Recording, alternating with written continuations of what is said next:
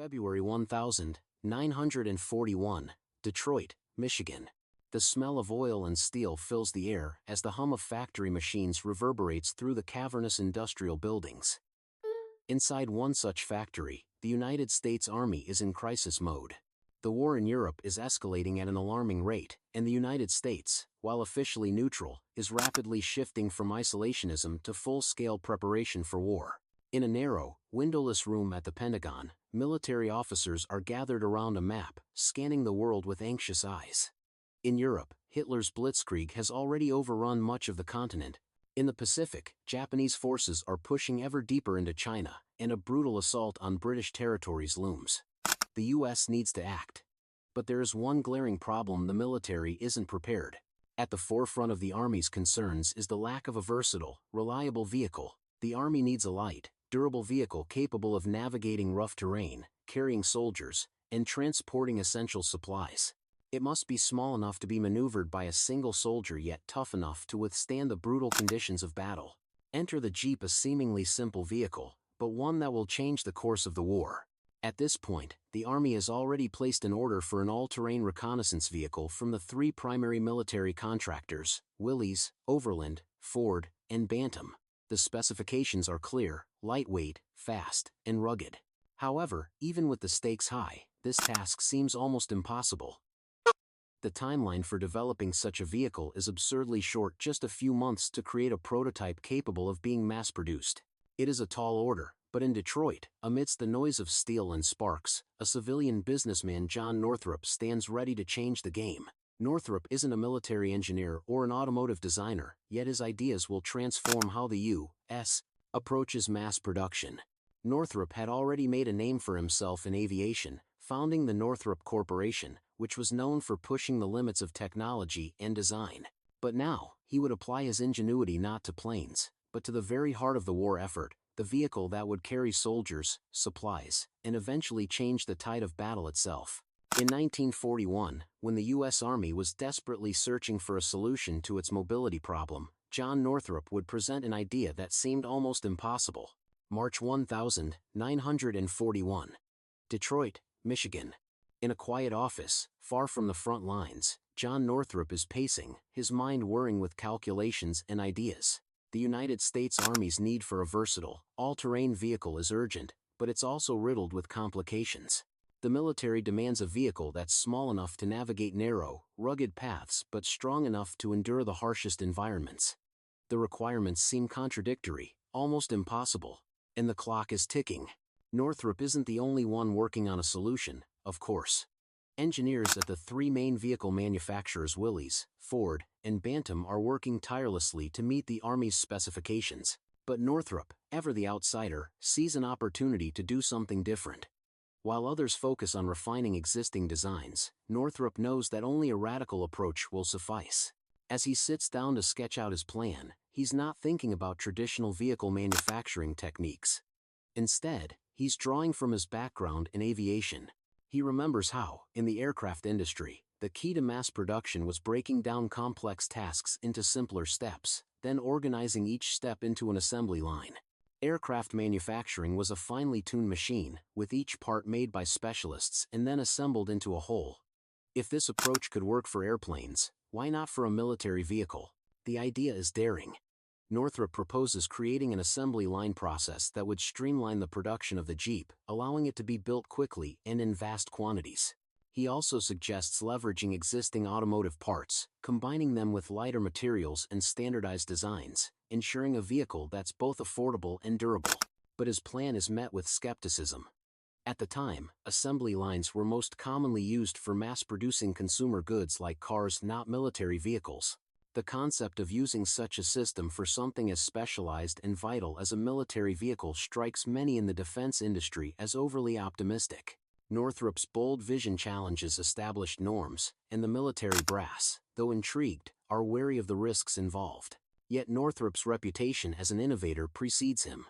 He's no stranger to pushing the boundaries of technology, and his track record in aviation gives him a credibility that few others possess. There's a sense that if anyone can pull this off, it's him. But to implement his plan, Northrop needs more than just permission. He needs a factory capable of mass-producing these Jeeps on a scale never before attempted. This is where the true challenge lies, not just in building a new kind of vehicle, but in building a completely new kind of production line. It's a daunting task, but Northrop is undeterred. Armed with his unconventional plan, he approaches the manufacturers, seeking their support. His proposition: to take the vehicle design and create a streamlined production system that could be replicated across the country, churning out thousands of Jeeps at a pace never before seen. At first, both the Army and the automakers are hesitant. But with the need for military vehicles growing by the day and the stakes of the war higher than ever, Northrop's plan starts to gain traction. Abril 1941. Toledo, Ohio.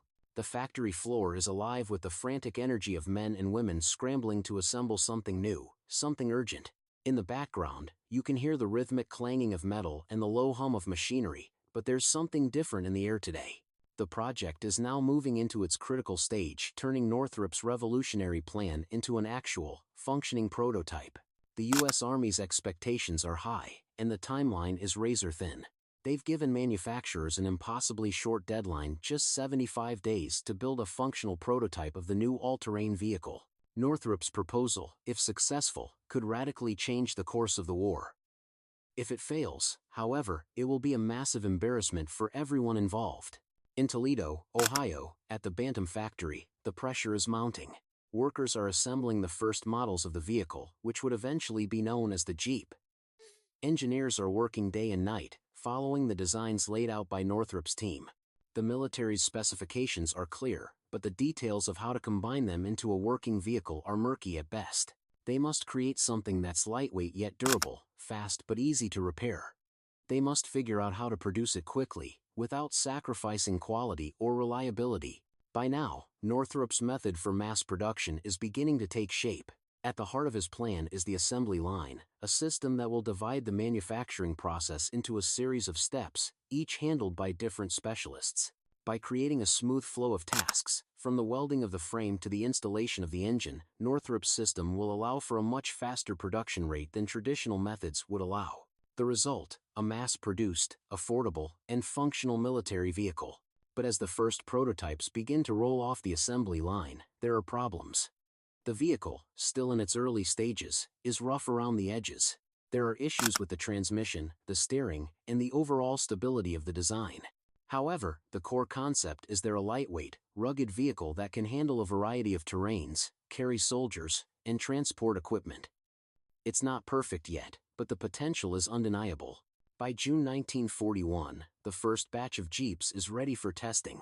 It's a moment of anticipation. Will Northrop's ambitious plan succeed, or will it collapse under the weight of its own boldness? The U.S.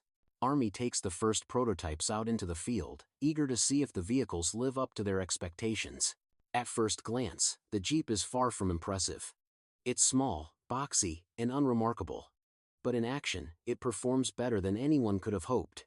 It's light enough to move quickly across difficult terrain, and its rugged build allows it to handle the harsh conditions of the battlefield. Soldiers can use it to transport equipment, medical supplies, and even wounded men, all while navigating terrain that would have been impassable for previous vehicles. Still, the Army wants more. The prototype must be tested further, refined, and adapted to the needs of combat. And, most importantly, the production process must be scaled up to meet the growing demand for these vehicles. The clock is ticking. And Northrop's vision is being tested in the crucible of war. July 1941. Detroit, Michigan. The factory floors in Detroit are buzzing with activity as the military's demands intensify. The first round of Jeep prototypes has proven successful, more successful than anyone had anticipated. However, the real test now begins. How to mass-produce the Jeep at a scale that could support the growing U.S. military effort. Northrop's radical idea for an assembly line is about to face its biggest challenge. As the war rages on, the U.S. Army's need for vehicles grows exponentially. They need Jeeps, thousands of them, and they need them fast.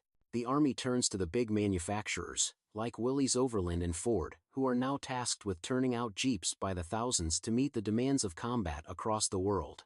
Northrop's plan was daring, but it is beginning to show its value. He had proposed a method that would allow factories to rapidly assemble the vehicles using specialized parts that could be mass-produced efficiently and affordably.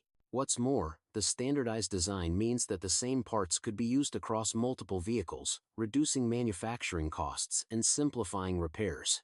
In Detroit, the transformation is striking. The factories, once geared toward producing consumer automobiles, are now retooled to churn out military equipment. Ford's River Rouge plant, already a massive industrial complex, shifts its focus from civilian vehicles to military jeeps. Every day, workers move faster, their motions becoming more synchronized as they follow Northrop's principles of assembly line efficiency. The scale is almost unimaginable. Just a few months earlier, the Jeep was little more than an idea, a risky gamble. Now, these small, rugged vehicles are pouring out of factories at an unprecedented rate. The military orders flood in, and the factories race to meet them. By the summer of 1941, production has ramped up to meet the critical demands of the war effort. Thousands of Jeeps are rolling off the lines at Willys Overland and Ford every month. These vehicles are no longer just prototypes, they are essential tools in the Allied war machine. They will be used in every theater of war, from the harsh deserts of North Africa to the dense jungles of the Pacific. But the journey to mass production hasn't been without obstacles. The pressure on the factory workers is enormous. The pace is grueling, and the task of keeping up with the constant demand is daunting. As the U.S. military's involvement in the war deepens, the pressure to keep up with orders only increases. Despite these challenges, the assembly line begins to show its true potential. Northrop's model, which once seemed impossible, is now an integral part of the war effort. The Jeeps are getting better, faster, and more reliable with every new iteration. The design is refined, and the production process becomes more streamlined with each passing day. By the fall of 1941, the Jeep has become more than just a useful vehicle, it has become a symbol of American ingenuity. What was once a civilian idea, dismissed by many as unrealistic, is now an indispensable part of the military's arsenal. The Jeeps are small, but their impact is massive. They will go on to serve in countless battles across Europe, North Africa, and the Pacific, proving their worth time and again. The versatility of the Jeep, combined with its unprecedented production rates, makes it a key factor in the success of the Allied forces. The 7th of December 1941. Pearl Harbor, Hawaii. The sun hangs low over the Pacific, casting long shadows across the peaceful waters of Pearl Harbor. For the U.S. military, this is a moment of calm before the storm. The base is busy, but the atmosphere is relatively quiet. It's a typical Sunday morning, and most of the men are preparing for the upcoming week of drills and exercises. The world is about to change in ways that no one could have predicted. At 7:48 a.m., the first wave of Japanese bombers descends upon Pearl Harbor, marking the beginning of the United States' full-scale entry into World War II. The attack is devastating, ships are sunk, planes are destroyed, and thousands of lives are lost. But amid the chaos and destruction, one thing stands clear: the U.S. military needs to respond, and fast. In the aftermath of the attack, the United States shifts its focus from preparation to total mobilization. The Army, Navy, and Air Force must be equipped with new vehicles and supplies, ready to fight across the vast theaters of war. And that's where the Jeep comes in. In the weeks following Pearl Harbor, the Jeep, which was still relatively new to the military, becomes an essential part of the U.S. war effort. The vehicles, now mass-produced thanks to Northrop's revolutionary methods, prove to be exactly what the U.S. military needs. They are agile, reliable, and capable of operating in diverse conditions, from the mud-filled trenches of North Africa to the jungle-covered hills of the Pacific Islands. The Jeep's versatility is unmatched. Soldiers can use it to transport supplies, set up radio communications, evacuate wounded soldiers, and even tow artillery. Its ability to maneuver across difficult terrain makes it indispensable for reconnaissance missions, and its speed allows it to outrun enemy forces in certain situations. The Jeep can go places where larger, more traditional vehicles cannot, whether that's scaling a rocky hillside or navigating the narrow paths of war-torn cities. As the U.S. military expands its operations across the globe, the Jeep becomes a symbol of American ingenuity and determination. It's not just a vehicle, it's a lifeline for soldiers fighting on the front lines. In every major battle, from the deserts of North Africa to the beaches of Normandy, the Jeep proves its worth. One of the most iconic moments of the Jeep's legacy comes during the D-Day invasion of Normandy in 1944. As Allied forces land on the beaches of France, the Jeeps are right alongside them, carrying troops and equipment across the treacherous terrain. They're not just useful, they're crucial. Without them, the Allied forces would have struggled to maintain the momentum necessary to push forward. Across the world, the Jeep becomes the unsung hero of the war effort. Whether it's being used for transporting ammunition in the European theater, ferrying wounded soldiers in the Pacific, or even performing reconnaissance missions in the dense jungles of Burma, the Jeep proves to be the most versatile and reliable vehicle the U.S. military has. By the end of the war, over 600,000 Jeeps will have been produced, making it one of the most iconic vehicles of the 20th century. The Jeep's legacy is undeniable. Without it, the U.S. military could not have fought as effectively or efficiently as they did. Its role in the Allied victory is inextricable from the story of World War II. The Jeep, a vehicle once considered an impossible task to mass produce, has become one of the most important and recognizable symbols of World War II. 1945. Post-war America. The war is over, but the legacy of the Jeep lives on, its impact still felt across the globe. The end of World War II marks the conclusion of an era of unprecedented military innovation, but the small, rugged vehicle that played such a crucial role in the Allied victory continues to symbolize the extraordinary adaptability and determination of American industry and ingenuity. John Northrop, the civilian businessman whose bold ideas helped turn the Jeep from a concept into a war-winning machine, reflects on the profound impact his vision has had. Although he never saw the full extent of the Jeep's role in the military's success, his focus was on aviation. He can take immense pride in knowing that his revolutionary ideas about mass production reshaped the very foundations of wartime logistics. The military, recognizing the Jeep's immense value, begins to consider how it can continue to serve in a post-war world. The Jeep's versatility, coupled with the assembly line production techniques pioneered by Northrop, ensures that it will remain a fixture of military operations for decades to come. Not only is the Jeep used for combat, but it becomes an invaluable tool for post-war reconstruction and humanitarian efforts around the world. In the years following the war, the civilian use of Jeeps also explodes. The rugged vehicle becomes a symbol of adventure and freedom, with American civilians clamoring to purchase surplus models. The Jeep's durable construction and off-road capability make it an ideal vehicle for farmers, ranchers, and outdoor enthusiasts. As the 1,950 seconds unfold, civilian versions of the Jeep, such as the Willys Jeepster, are marketed to the American public, and the vehicle becomes embedded in the cultural fabric of post-war America. For Northrop, his revolutionary contribution to the war effort is bittersweet. Although his mass production techniques proved to be a resounding success, he remains largely unknown to the broader public. His efforts in aviation, creating planes that pushed the boundaries of technology, had gained more recognition during the war, but his pivotal role in the Jeep's success was overshadowed by the scale of the military's mobilization and the public's focus on the more iconic military victories. Nonetheless, history has not forgotten John Northrop's role in the Jeep's creation. In retrospect, historians, engineers, and military strategists recognize that his ideas about mass production were far ahead of their time. Northrop's innovative approach changed the way the U.S. military and, by extension, the world approached manufacturing in times of war. His techniques would later be applied to other vehicles, aircraft, and equipment, shaping the future of military logistics and industrial production for decades.